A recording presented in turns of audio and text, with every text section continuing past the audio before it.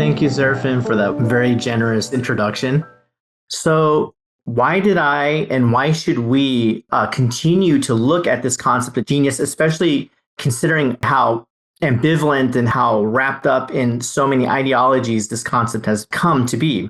In fact, there are many good reasons not to look at genius, especially not least of which is its associations with innate ability and natural hierarchy. Etymologically, the word suggests the existence of innate talent. The genius is a spirit or genie that bestows natural gifts upon the infant. Particularly in the United States, there is a belief in the innate ability of a person that those who demonstrate musical or artistic inclination, for example, have a natural talent and did not develop that inclination through hard work and practice. This is the kind of genius that we, again, especially in the United States, I'm not sure how it is in the rest of the world, believe we can discover. In the US, it is called superior cognitive ability.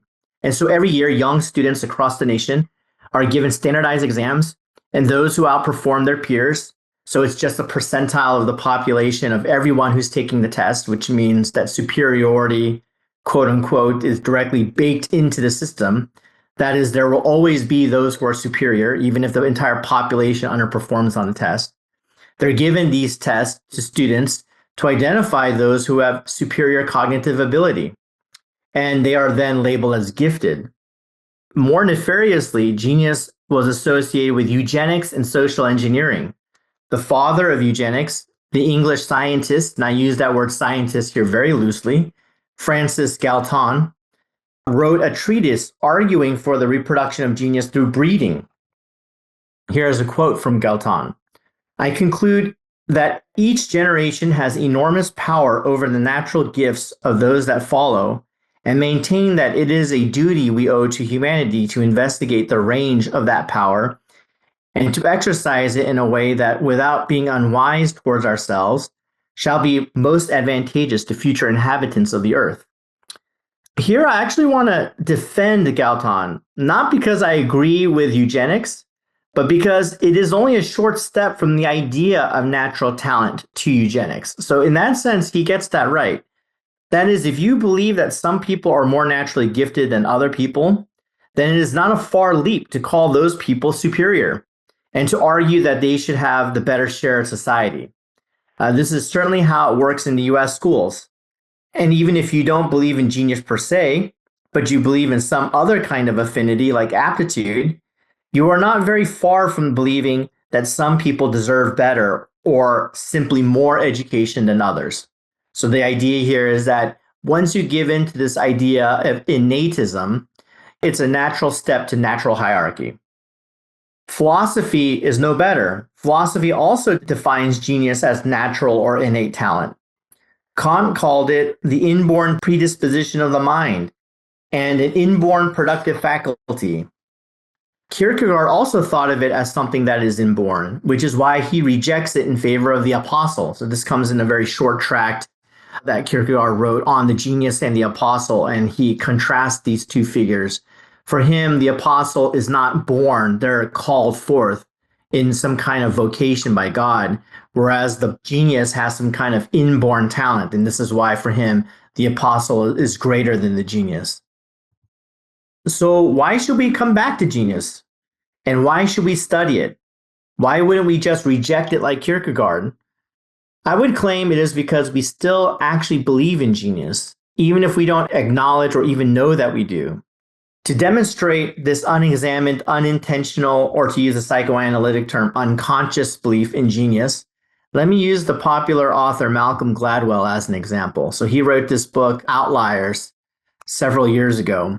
In his book, Outliers, Gladwell rejects individualist myths like genius in favor of social, demographic, statistical, or even simply accidental explanations. To explain what I mean here, we can look at the example that he uses in the book of hockey. So Gladwell shows that birth dates and not talent determine a hockey player's success, at least in Canada. The vast majority of successful hockey players in Canada were born between January and March, which has to do with cutoff dates for junior hockey in that country. That is to say, for Gladwell, there is nothing inherent to a person that makes them great at hockey, They just happen to be born during the correct month of the year. He writes, I want to convince you that these kinds of personal explanations of success don't work. It's not enough to ask what successful people are like. That is to say, we can't look at their innate or natural traits, Gladwell would argue. It is only by asking where they are from that we can unravel the logic behind who succeeds and who doesn't. That is, geniuses aren't naturally gifted. They aren't just born that way. They come from a specific background. This is what Gladwell wants to argue. But here I'm going to show that Gladwell actually believes in innate talent. He just doesn't recognize it. So one of the explanations that Gladwell gives in Outliers for exceptional talent is something he calls the 10,000 hour rule. It's the idea that you put in 10,000 hours in anything that you're great at. So anyone who has a special ability has put 10,000 hours of work into that ability. This is what Gladwell wants to say. The example he uses here is the computer programmer who created Unix and founded Sun Microsystems, Bill Joy. Joy, Gladwell says, was born at the right time, at the cusp of personal computing, and had already put in hours upon hours of computer programming practice by the time he graduated from university. To say that Joy is gifted or naturally talented, Gladwell claims, overlooks the hard work and practice he put in. But here we might ask, why? Why did Joy put in those 10,000 hours of work in the first place? Why did he exhibit such drive? Why didn't he just give up when he encountered difficulties and hardship? This is Gladwell's explanation. Bill Joy was brilliant. He wanted to learn. That was a big part of it. So here, Gladwell says, astonishingly, that Joy was brilliant. Then where did this brilliance come from? Did he develop it by putting in 10,000 hours of work into being brilliant? I would like to know how that looks. Did he practice being brilliant for 10,000 hours? Did he get brilliant by being born between January and March? When Gladwell interviews Joy's father, because maybe brilliance is hereditary, that's what Galton would say, his father says this: when Bill was a little kid, he wanted to know everything about everything way before he should have even known he wanted to know. So Joy was innately curious, as if he was born with a gift or guardian spirit. In other words, he showed more curiosity than his peers. That is precisely what today is called superior cognitive ability. So the craziest part about Outliers is that these explanations stand. Gladwell actually argues that this is the case. So he says, Joy was talent by the truckload. So while Gladwell consciously professes not to believe in genius, and he even states to us that he wants to convince us not to believe in it, he only believes in statistical or sociological explanations, he unconsciously concedes that some people are simply more brilliant than others, that some people are born with inherent drive, and that they are talent by the truckload. In the same way, if we do not examine genius critically, we will never root out the unconscious beliefs we all hold about genius. That is, we will never know that we actually believe in genius. And if we do not bring those unconscious beliefs to light, we will continue perpetuating them, despite ourselves and even against our conscious intention, just like Gladwell does in that book. So to examine genius, I want to look at Sigmund Freud and psychoanalysis. And before I get into the specific concepts that I borrow from Freud to theorize about genius, I want to say a few words about how I came to discover this question through psychoanalysis. During graduate school, I was reading a lot of Freud, and I came upon his book, Leonardo da Vinci and a Memory of His Childhood. The book, broadly speaking, is a study of Leonardo's relationship to art and science and the role his childhood played in that relationship.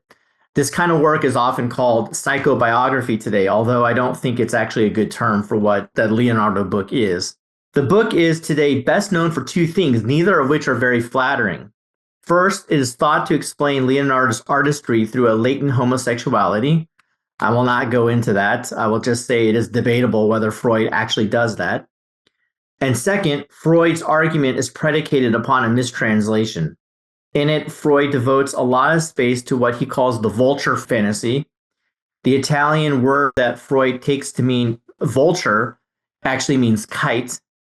So there are a lot of good reasons not to read Leonardo da Vinci. So it's not considered one of Freud's best works. But when I was reading the book, I was struck by the fact that on the first page of the book, Freud calls Leonardo a universal genius. Leonardo da Vinci was admired even by his contemporaries as one of the greatest men of the Italian Renaissance. Yet in their time, he had already begun to seem an enigma.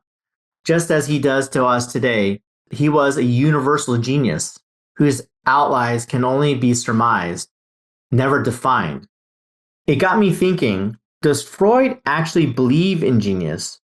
And if he does, is it because there is something worth saving in that idea? In other words, does psychoanalysis offer a different theory of genius, one that actually challenges our commonplace notions of innate talent? And if so, what is that theory? With that idea in mind, I began reading Leonardo not as psychobiography, but as a theory of genius. In Leonardo, Freud describes genius as a particular fate or destiny that our childhood curiosity may take.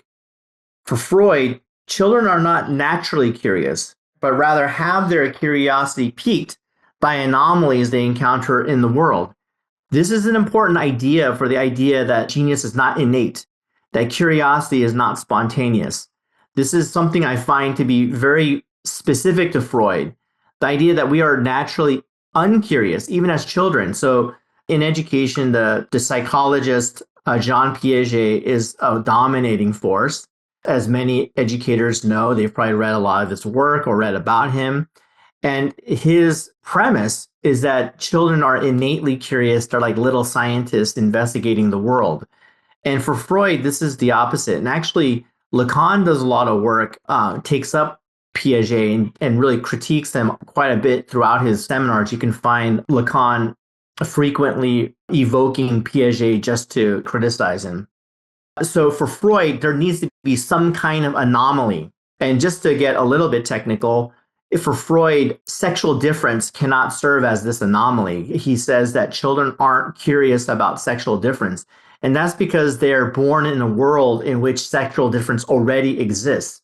And so for Freud, if children were curious about sexual difference, this would actually indicate to him some form of spontaneous or innate curiosity, which he claims doesn't exist. The example he uses for an anomaly is the mother's pregnant body. So he says that childbirth and pregnancy, those are the first anomalies that we become curious about.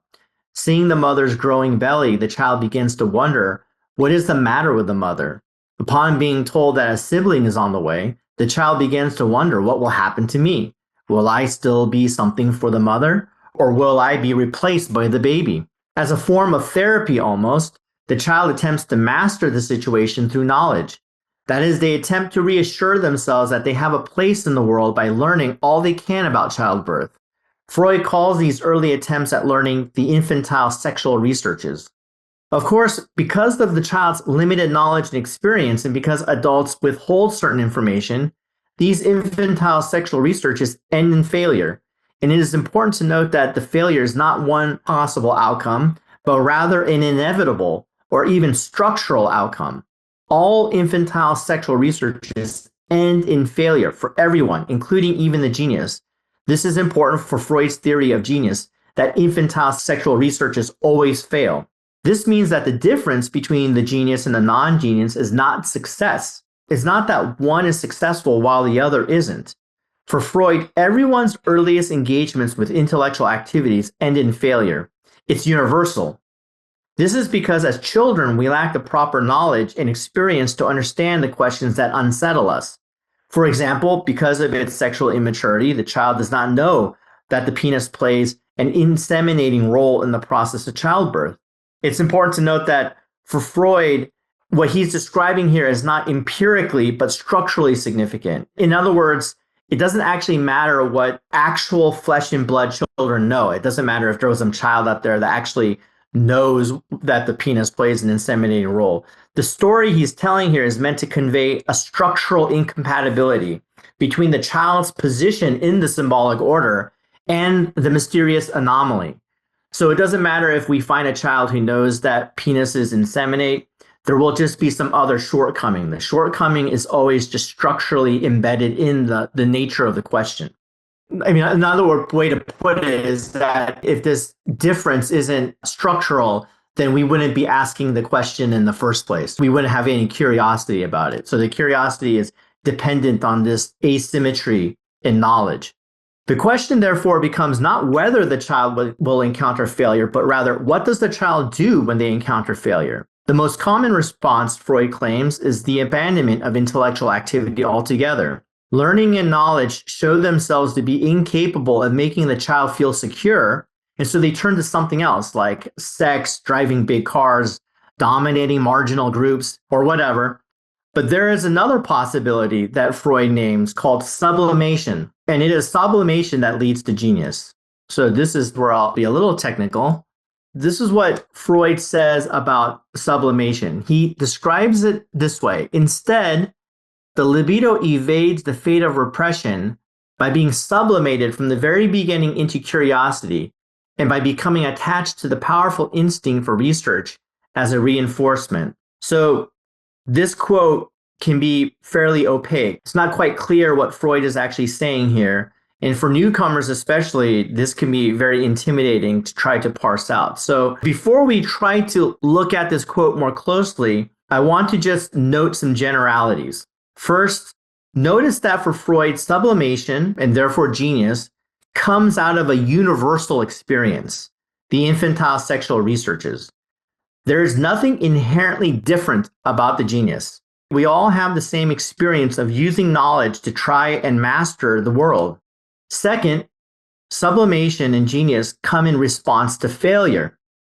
It is not that curiosity in the genius is able to survive intact, while in non-genius it gets damaged, so that not being a genius is some form of disability. As I've been emphasizing, the earliest intellectual experiences of everyone ends in failure, and that includes the genius. And third, there is no mention of intelligence or ability in this definition. To explain the existence of genius, Freud does not point to differences in intelligence or character, but rather to libido and the drive.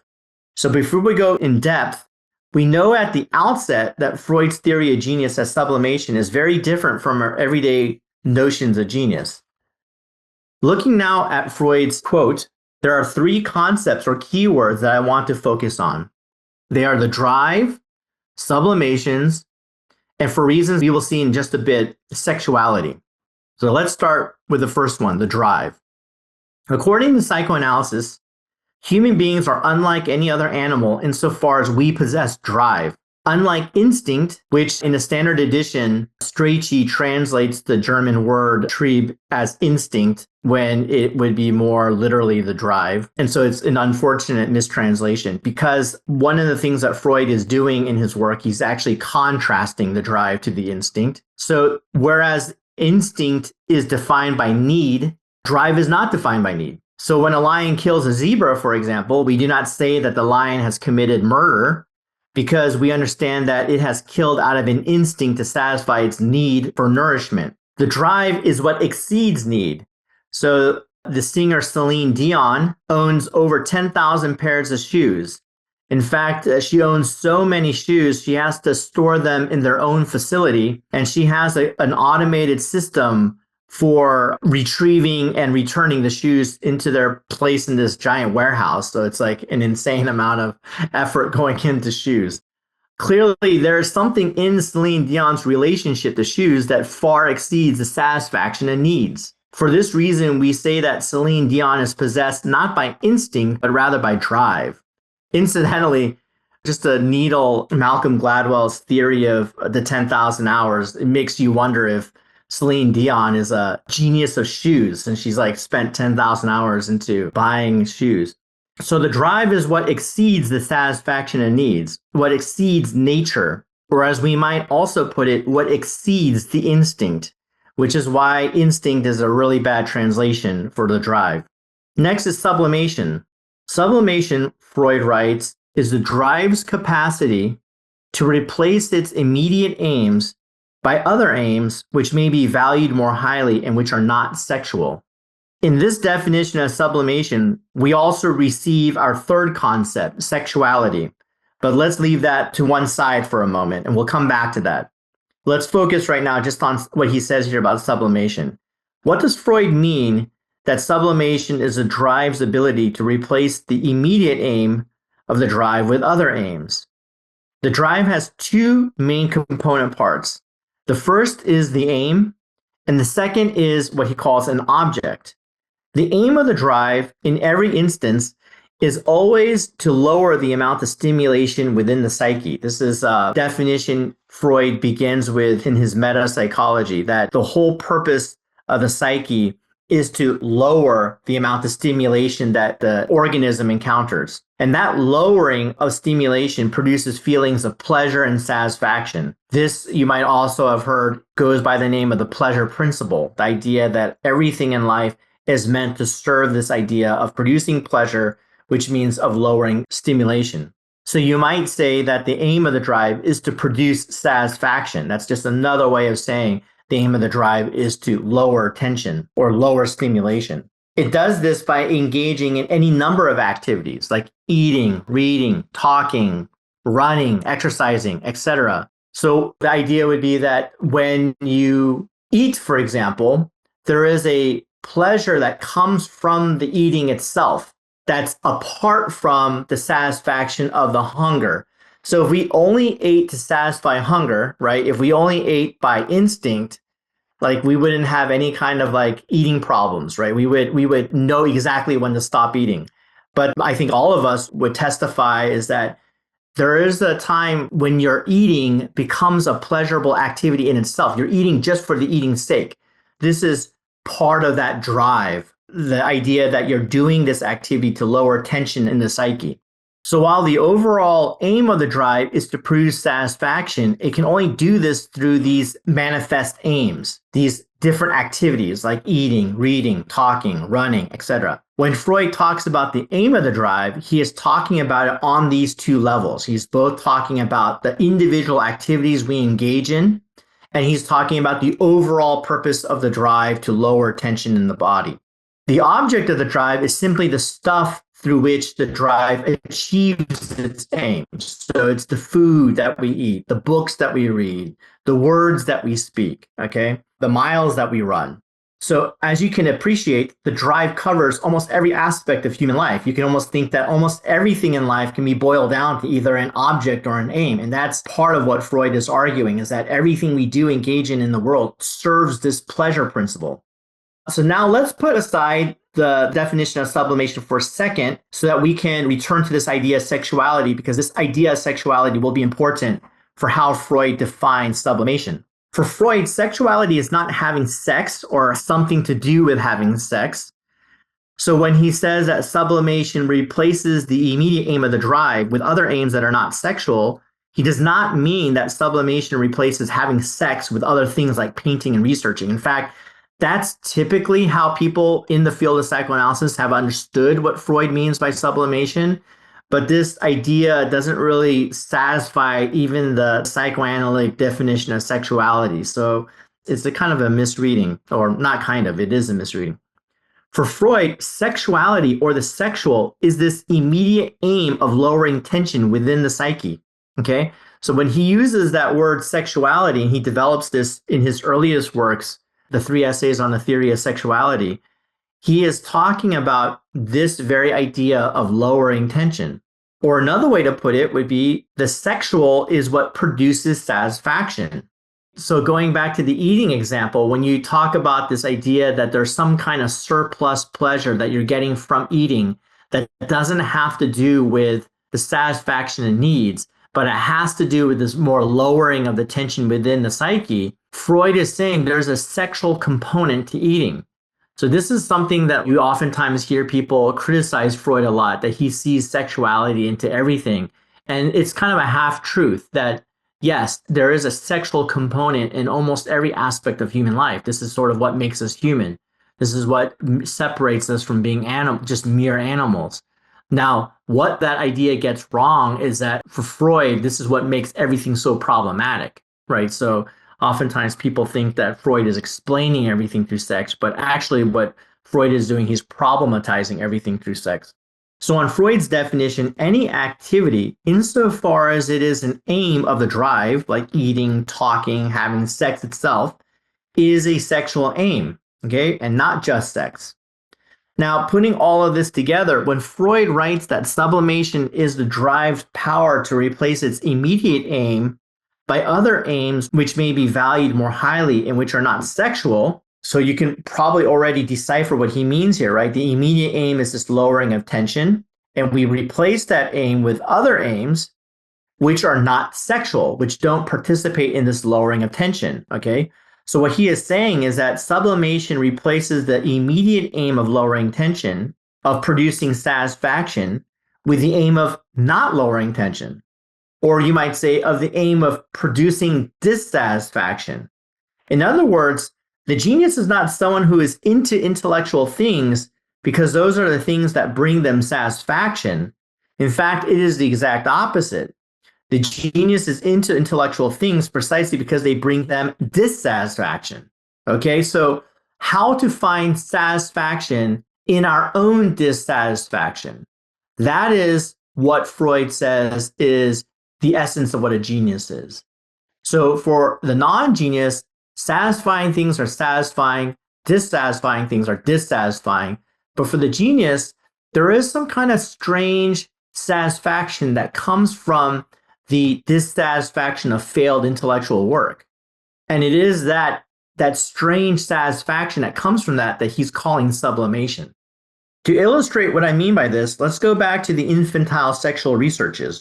When the child arrives at an answer or solution, they achieve the aim of satisfaction, right? So if you've ever done like a crossword puzzle, or if you've ever, played like one of these word games or a riddle game, you have this period of dissatisfaction when you're really trying to mull over what is the answer. And then when you find the answer, oh, it's a 4-letter word going across the crossword puzzle. Oh, it must be, tree. Wow. And that feeling of like, great, I found that answer. That's that feeling of satisfaction that comes from doing intellectual work. And that's what the child is after when they're engaged in the infantile sexual researches. When they find the solution, oh, I know where the baby comes out of. It comes out of the belly button. This is a very common sexual theory that children have. Or, they associate the birth of children with defecation. Mom poops out the baby. They find something gratifying in finding that solution, at least temporarily.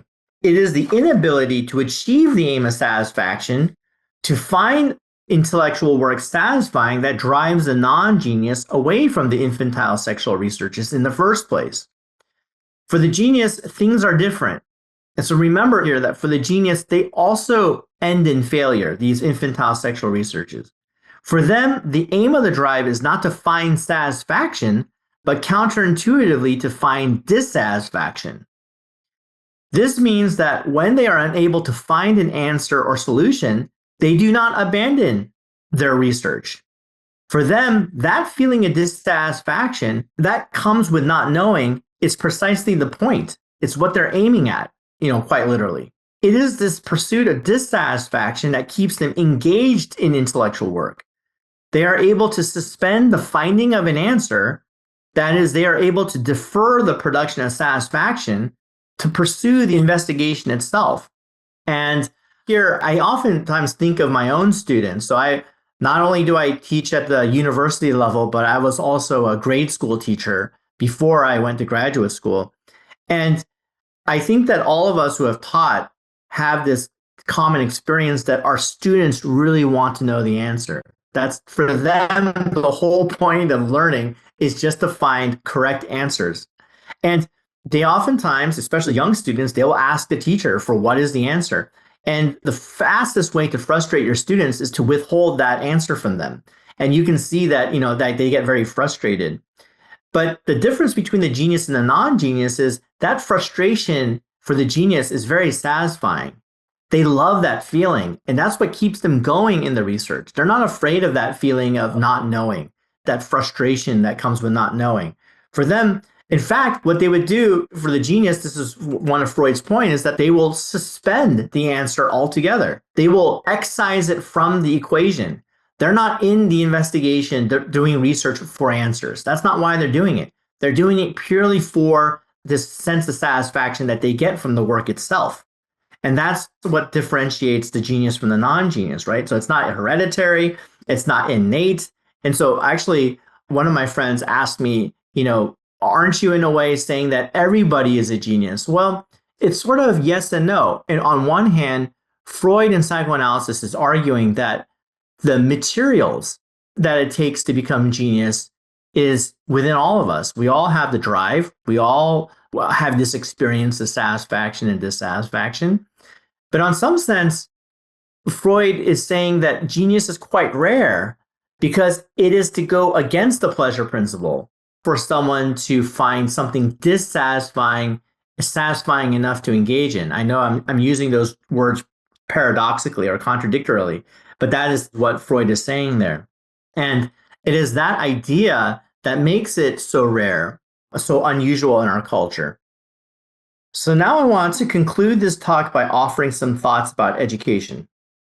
Education, at least in the United States, I think is dominated by an obsession with performance. I'm not sure how it is in the rest of the world, but this is certainly the case in the United States. It affects every aspect of education, from pedagogy to government oversight to cultural expectations. Teachers are expected to name the outcomes that students will achieve. They are assessed on their performance. They assess their students on their performance.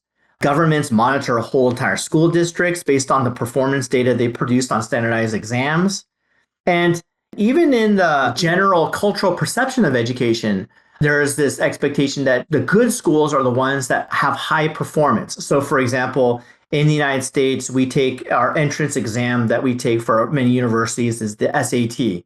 And every year, colleges will publish the average SAT score of all their incoming students, trying to demonstrate that they are indeed a worthy education because they have this high performance.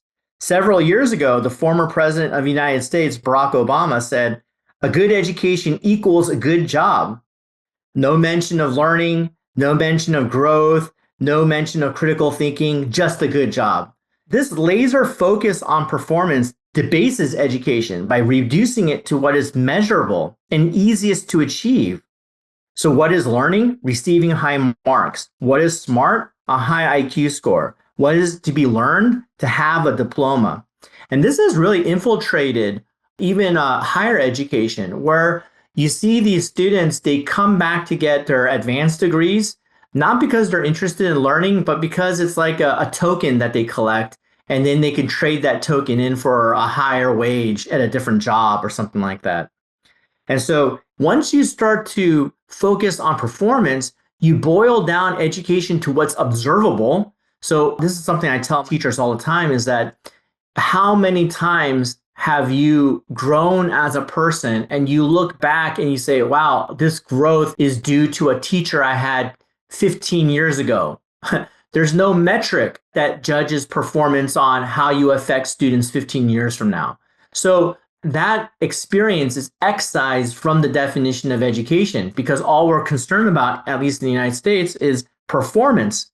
So we have to look for observable features of performance, and that in itself erodes what education is or can be.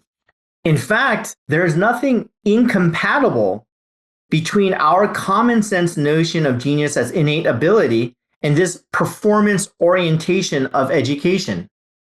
In fact, it's a symptom of that performance orientation. We believe that genius is innate because we believe education is performance. And maybe that's also why there's nothing that happens in schools these days that gets the public angry, because it goes to this stereotype of what we think intelligence, education, what genius, what all of it is that there are people who are just innately good at school, and then there are people who are just innately not good at school. But what if we transformed our idea of intelligence and learning? What would education look like if instead of chasing performance, we focused on satisfaction and dissatisfaction? According to the psychoanalytic theory of genius, what matters is not the answer or solution. That is, what matters is not the production of satisfaction. but the struggle with the problem itself. Freud writes this regarding Leonardo. What interested him in the picture was above all a problem. And behind the first one, he saw countless other problems arising, just as he used to in his endless and inexhaustible investigations of nature. The key to genius for Freud is not the production of innumerable answers and solutions, the frictionless movement of intelligence, but the recognition that there is only a series of problems, and it is the willingness to suspend the very human desire for satisfaction in order to investigate those problems, knowing full well that such an investigation will be endless and inexhaustible. Thank you.